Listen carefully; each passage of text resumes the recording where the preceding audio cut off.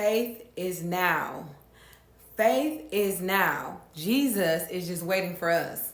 Let's get into this word. Hebrews 11:1 says, now faith is the substance of things hoped for, the evidence of things not seen. You're not going to see it. Tell your neighbor, he not going to see it. She not going to see it. So here we see that faith is now, and Jesus is just waiting on us to act on the faith that we are believing him for, right? For example, if you are believing God to pass the exam or to pass some type of test or to pass your driver's license test, you first have to study, right? You have to study and do everything else that leads up to the test, but you are believing God to pass the test, right? So you will have to do everything, then you have to get there and you have to take the test, right? Ultimately, you won't have to sign up to take the test or take the test so that you will see when you pass, right? By faith, you're believing God to pass, and God will do the rest. So, for example, if you are believing God for a house, you have to meet all of the legal requirements, all of the requirements in your city or state to get the house, and then God will do the rest, the financial part, the closing part, whatever it is that you believe in God for. I don't know how your prayers are, what you faithing for, but then God will do the rest, because the Bible tells us faith without works is dead being alone, which is in James 2:26.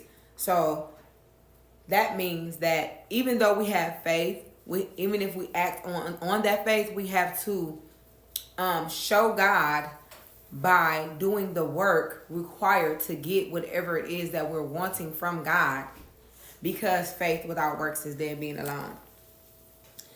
We're going to have to do something to show God that we believe. Remember, I said faith is an action word. So we must show God that we believe his promises. In the Bible, God has left us a lot of promises indicating that he will do things for us. He is always with us. He will never leave us nor forsake us. That's a promise, because he is saying verbatim, I will never leave you nor forsake you. That's a promise. So by faith, we stand on the promises of God, understanding that as we go take the test, we don't have to fear of failure. Why? Because God is with us. God is for us. As we go out and step on a new business adventure, we don't have to fear. Why? Because by faith, God is with us.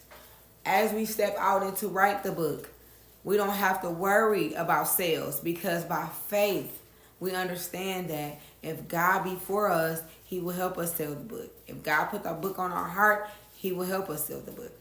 By faith, trusting and believing in God, stepping out into other endeavors, higher waters.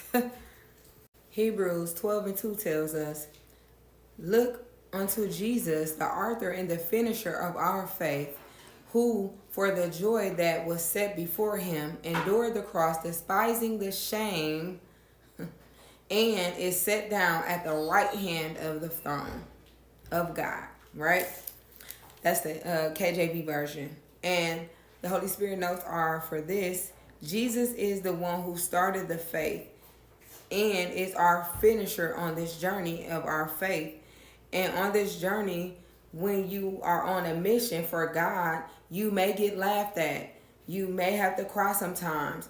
It may be difficult and it may look different and people might not like it. But it's no different from Jesus enduring the cross for our salvation. When people laughed at him, when people was cheering him on to his death, they were happy that he was getting crucified. When they were spitting in his face, when they were taunting him, when they were teasing him, when they were doing all of these things, right, in his face, in Jesus's face, to make him feel bad, to make him feel less than. He was already rejected. But Jesus knew not to give up. He knew that he was on assignment by God. He knew that it was a bigger purpose behind what he was doing. He knew that the pain was only temporary. He knew that the suffering was only temporary.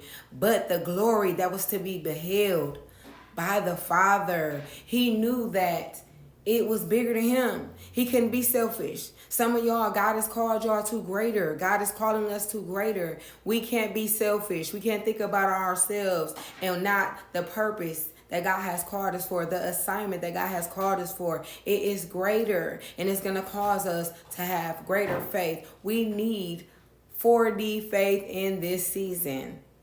4D faith. It's got to be higher than this dimension. It has to be so spiritual, up there with God, because we need all of our faith in this hour. Because God is calling us to our purpose, to our assignments. I don't know about y'all, but I want to see kingdom manifestation in 2025. And we got to stand on God's business by faith.